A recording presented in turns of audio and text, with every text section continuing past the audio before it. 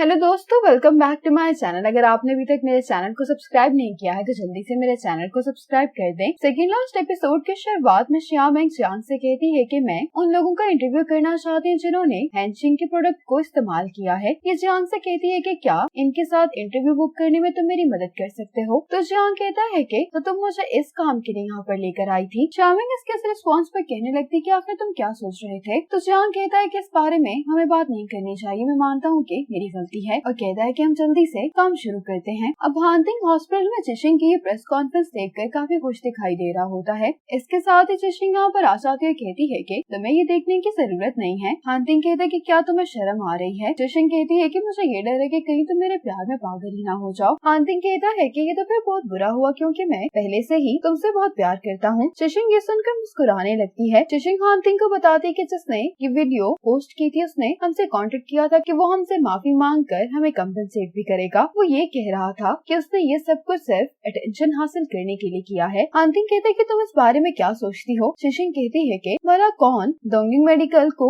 Defame करके attention हासिल करना चाहेगा। यकीनन कोई इसके पीछे है, लेकिन उस पर्सन का पता लगाना काफी मुश्किल है। हानतिंग कहते हैं लेकिन तुम काफी सेटिस्फाइड लग रही हो, तो तुम्हारे दिमाग में कोई सोल्यूशन है। जिशिंग कहती है कि हाँ, मैं उससे कहूंगी कि वो पब्लिकली सबसे माफी मांगे। ऐसा करने की वजह से लोगों के सारे डाउट्स क्लियर हो जाएंगे। हानतिंग कहता है कि ये परफेक्ट सोल्यूशन है। अब जिशिंग हानतिंग को फूड खिलाने लगती है। हानतिंग जिशिंग को किसी करने वाला होता है कि इतने में यहाँ पर ग्रैंडपा आ जाते हैं। ये दोनों ग्रैंडपा को अचानक देखकर हैरान हो जाते हैं। ग्रैंडपा हानतिंग से पूछते हैं कि तुम्हारी रिकवरी कैसी चल रही है। तो हानतिंग कहता है कि काफी अच्छी। ग्रैंडपा जिशिंग से कहते हैं कि मैंने तुम्हारी प्रेस कॉन्फ्रेंस देखी थी, तुमने इस इमरजेंसी को बहुत अच्छे से हैंडल किया है। ग्रैंडपा कहते हैं कि सारी गलती हानतिंग की है। हानतिंग कहता है कि आप सही कह रहे हैं। जिशिंग ग्रैंडपा से कहती है कि मैं और हानतिंग अब रिलेशनशिप में हैं, इसलिए सारी गलती इसकी नहीं थी। ग्रैंडपा ये देखकर कहने लगते हैं कि तुम अगर इसकी इतनी परवाह करते हो तो तुम्हें कुछ भी करने से पहले अच्छे से सोचना चाहिए। हानतिंग ग्रैंडपा से कहता है कि फिक्र नहीं करें। ग्रैंडपा कहने लगते हैं कि लास्ट टाइम मैंने तुम दोनों के नाम लिखे थे, तुम लोगों के पास जब भी टाइम हो तो वो तुम लोग लेने के लिए आ जाना। तुम दोनों इसको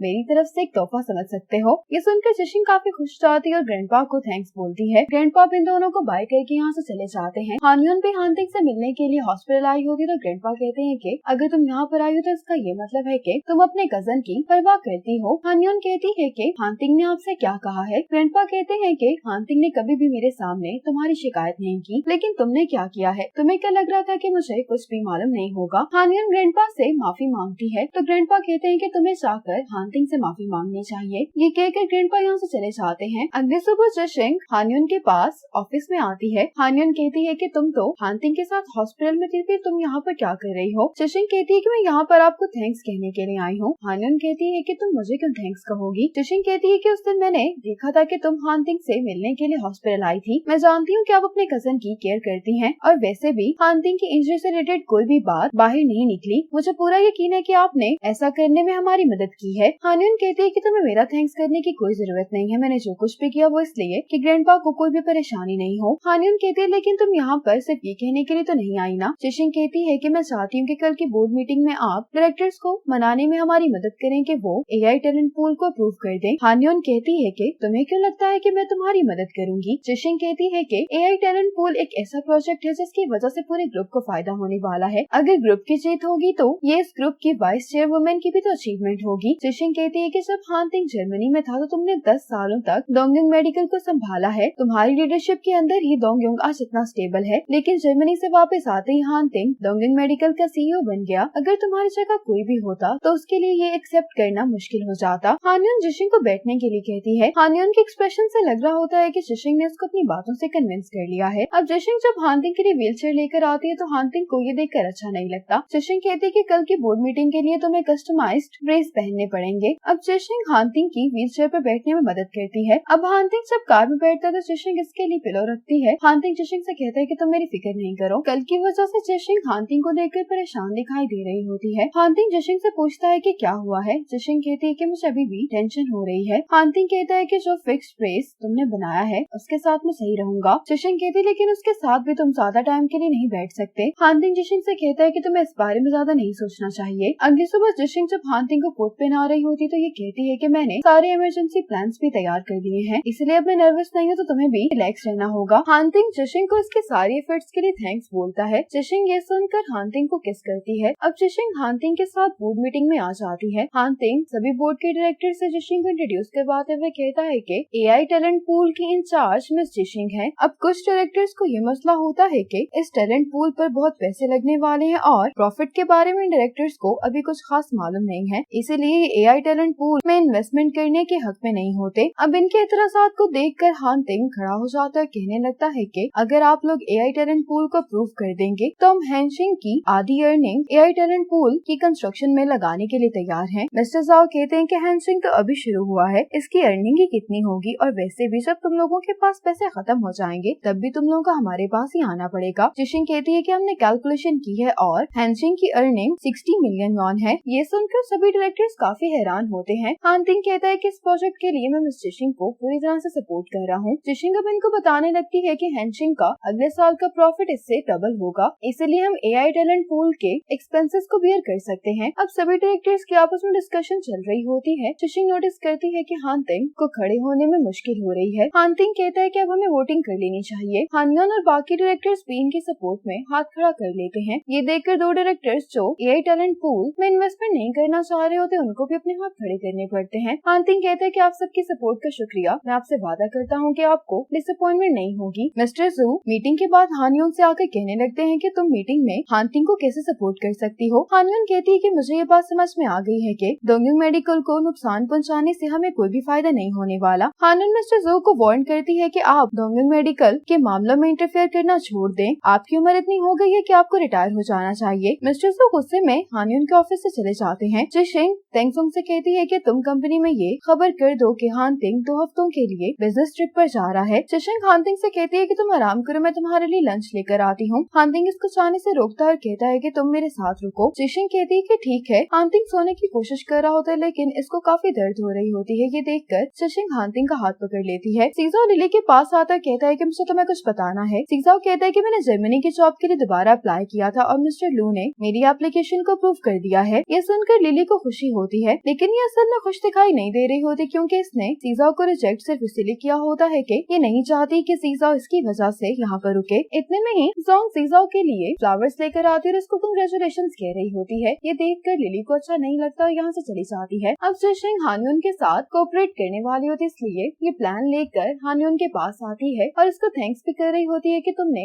हमें बोर्ड मीटिंग में सपोर्ट किया था। हानयोन कहती है कि मुझे ये बात तो माननी पड़ेगी कि मेरा कजन टैलेंट को पहचानने में बहुत माहिर है। हानयोन जिशिंग से पूछती है कि क्या हान तिंग को मालूम है कि तुम हमारे साथ कोऑपरेट कर रही हो। जिशिंग कहती है कि डोंगयुंग टेक्नोलॉजी के लिए हान तिंग के एक्सपेक्टेशंस बहुत ज्यादा हाई हैं। हानयोन प्लान देखने के बाद कहती है कि नेक्स्ट वीक टेक्निकल डिपार्टमेंट सब कुछ डिस्कस कर लेगा। जिशिंग हानयोन से हाथ मिलाते हुए कहती है कि मुझे आपके साथ काम करके बहुत खुशी होगी। हानयोन कहती है कि मुझे भी। हानयोन जिशिंग से कहती है कि अब हम फैमिली हैं तो तुम मुझे मिस योन कहकर मत बुलाओ, तुम मुझे सिर्फ योन भी कह सकती हो। जिशिंग कहती है कि ठीक है। अब जोंग लिली के पास आती है और कहने लगती है कि मुझे आपको कुछ बताना है। लिली कहती है कि हाँ तुम कह सकती हो। जोंग कहती है कि बात लंबी है तो क्या हम डिनर पर बात कर सकते हैं। लिली इसके लिए मान जाती है। अब हान तिंग काम कर रहा होता तो जिशिंग कहती है कि तुमने भी थोड़ा सा रिकवर किया और साथ ही तुमने काम करना शुरू कर दिया है। जिशिंग ये कहकर हान तिंग की फाइल बंद कर देती है। जिशिंग हान तिंग से कहती है कि मैंने तुम्हें आज बहुत मिस किया। हान तिंग कहता है कि ये मैं जानता हूँ और तुम मुझे कुछ बताना चाहती हो। जिशिंग हान तिंग को बताती है कि मैं हानयोन से मिलने के लिए गई थी। हान तिंग कहता है कि क्या तुम इससे पहले भी हानयोन से मिलने गई थी। जिशिंग कहती है कि हाँ, बोर्ड मीटिंग से पहले। जिशिंग कहती है कि वो तुम्हारी हेल्थ की भी परवाह करती है और तुम्हारे